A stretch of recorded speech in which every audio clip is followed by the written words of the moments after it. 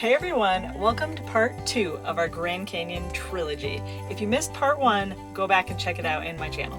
When we last left you, I had some pretty hardcore blisters. There was quite a bit of uncertainty as to whether or not I could even make it the rest of the trip, or if we should bail out at the point that we came in. One problem I have is that I'm super stubborn, so I'm not sure if it's more stupid to keep going, but check this view out.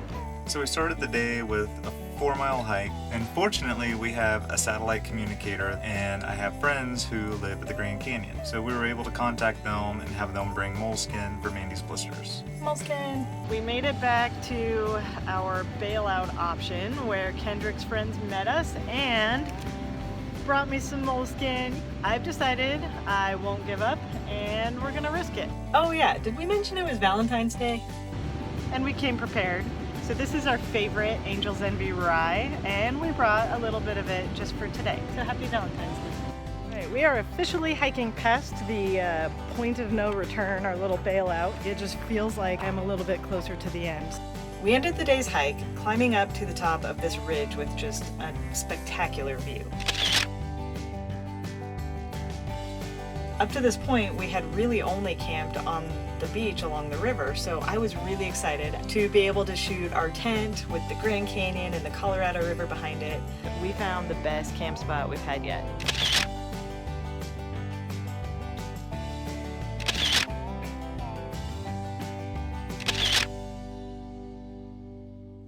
Almost immediately after we got camp set up, a storm started to roll in.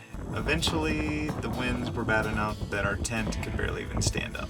That's one of the unfortunate things about choosing to pitch a tent on an exposed ridge. Fortunately, about 5 minutes away from where we pitched our tent was a stone structure, so we quickly took down camp, threw everything into our bags, and booked it to the stone structure where we reset up camp. Well, it's dinner time, and we are huddled up against this wall of rocks that we found earlier and practically blew us away. The storm kind of rolled in out of nowhere. Looks like it's either raining or maybe snowing up on the south rim. Kendrick still cooked me Valentine's Day dinner, so now we're waiting for it to cook. Yay. Pad Thai again. Kendrick's favorite.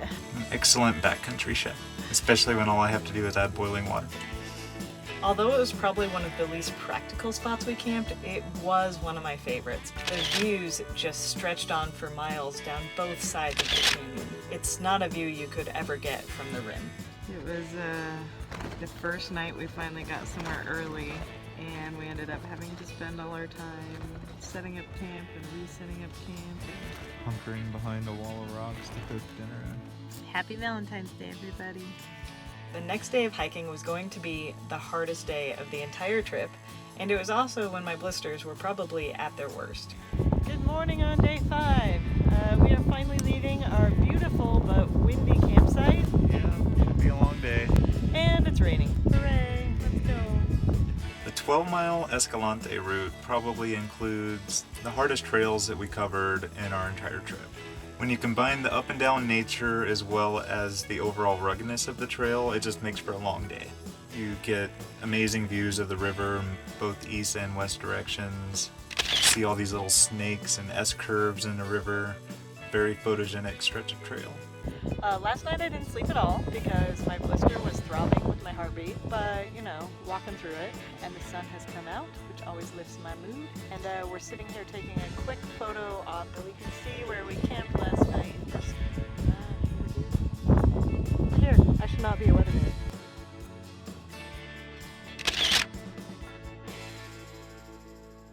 So there was going to be one crazy scramble of this whole journey, and it was at the end of this day. The last few miles kind of packed the biggest punch. You're treated to about a 30-foot scramble up some steep rocks. Guess what we just climbed up? That's the trail.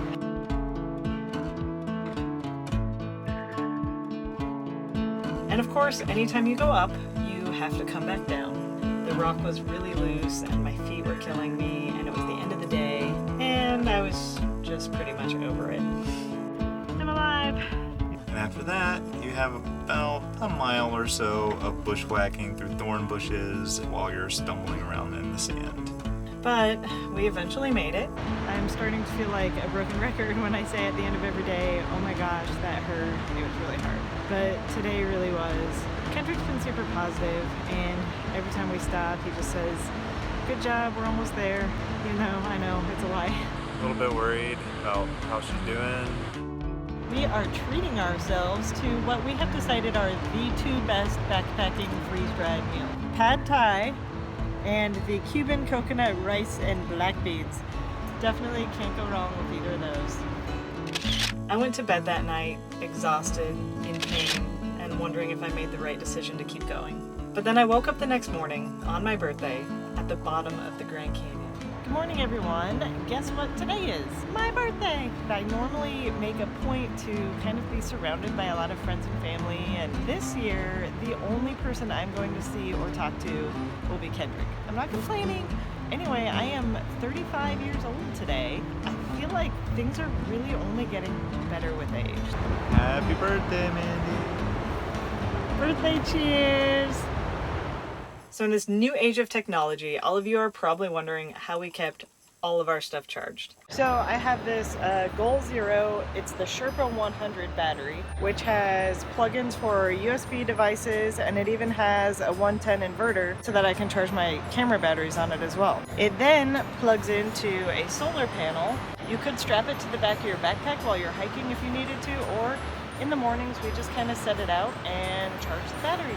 We also have this super cool little solar powered light. It folds up like a little pancake and you can hang it on the back of your pack when you hike. And then at night it blows up to a little light that's actually quite bright. Our day started off with a pretty decent yet gradual climb to get up to the Tonto platform. It was really peaceful. I got to sit there and reflect on my life and my year, and I got to do it all staring at some beautiful scenery and nature. And a beautiful guy. Very humble as well. And while I still love being around people and celebrating my birthday, this was not a bad way to spend it. It is just 2 o'clock and we've already arrived at our location for the evening. Now I get half of my birthday to sit and relax. On a backpacking trip of this length, setting up and taking down camp basically becomes second nature. You put your tent up, your sleeping pad in, your sleeping bag in, and then you hang your food up in a rat set to keep the mice from getting into it. And then you basically just reverse that process whenever you're taking down camp.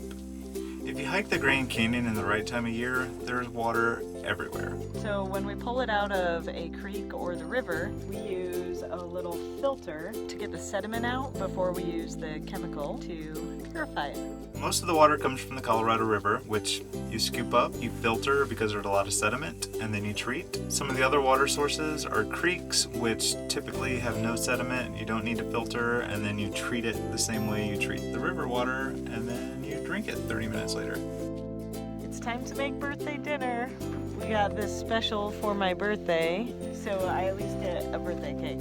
Happy birthday to you, happy birthday to you, happy birthday dear Minnie, happy birthday to you.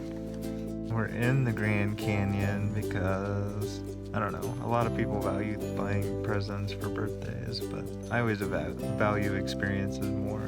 I decided to share an experience in one of my favorite places on the world for your birthday.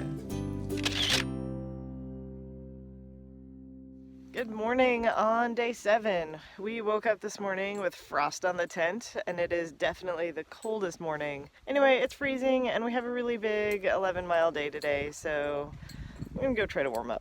The nature of the Tonto Trail is to basically just stay at an even elevation, contour on the Tonto platform, and then go through the occasional wash. Overall, it's a pretty mellow trail. I pretty much rocked that day. Yeah, it was nice. Well, we started the day with frost on the tent and finished hiking in tank tops, so that's pretty awesome. And the best way I've found to keep your hair maintained for 2 weeks without showering? Braids. Pretty great canyon. Some call it grand. I think we have a good breakfast plan for tomorrow, so I'm pretty excited for that. We have one more long day today, 8.7 miles, so we decided to treat ourselves to biscuits and gravy this morning. I feel like I've died and gone to heaven. One source of conflict between Mandy and I has always been what is the better utensil. She prefers spoons, I prefer the Sport. When we were at REI before this trip, we found the extended Sport, the solution for everything. Mandy was moving really well. She was setting the pace. Let her just charge and lead the way.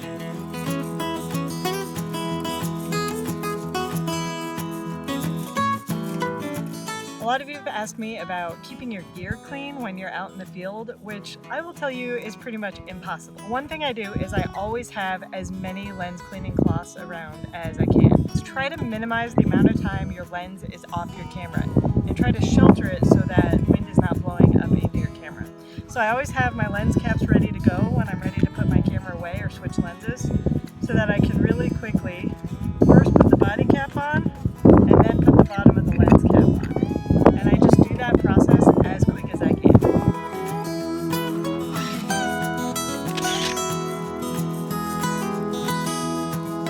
Well, Mandy wants me to do another one of these little phone confessionals like we're on the real world or something. Whenever Mandy first told me that she got these really bad blisters, I honestly didn't think we'd be sitting where we are tonight. So super proud of her. As far as me, my upper body's pretty beat.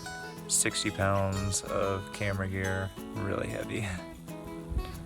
I'm just very grateful to have Kendrick's encouragement.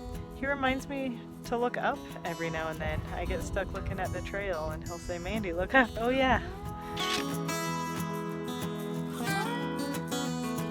There's one thing that's impossible to live without, it's coffee. So we got this fancy little attachment for the jet foil.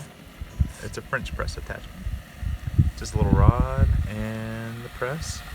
You boil your water, take the lid off, pour some grounds in, and wait 5 or 10 minutes, and you have coffee. So I'm pretty excited because now we get our actual short day. We actually stopped to take some photos. All right, it just started actually snowing on us, so we stopped to shoot this super moody scene behind us.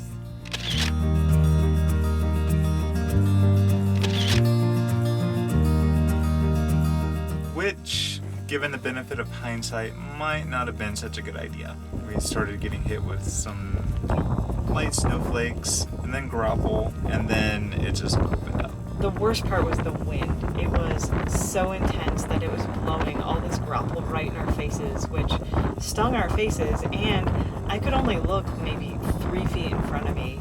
My hands were freezing at that point. By the time we got to the spot we were going to stop for the day, we were soaked and we were freezing, which meant we had to set up camp in the rain while we were wet. Oh my god, that sucked. Luckily, the inside of the tent is dry and our sleeping bags are dry. Which means we get to spend basically all day in our sleeping bags. And it's noon. Day 9 is also a sad day because day 9 is gonna see the end of our whiskey reserve.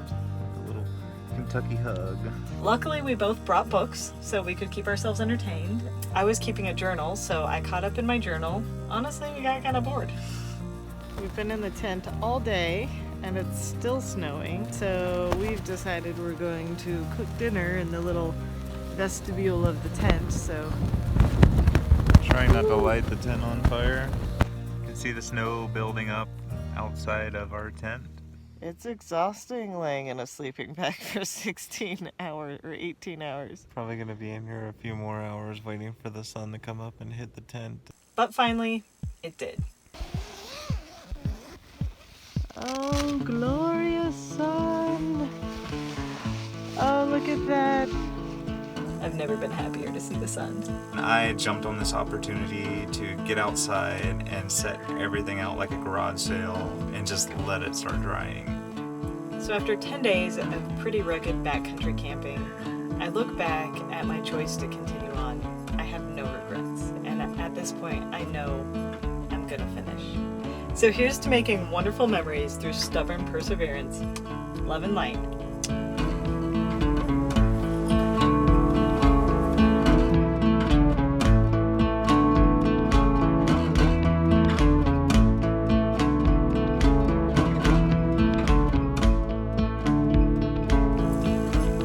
Hey.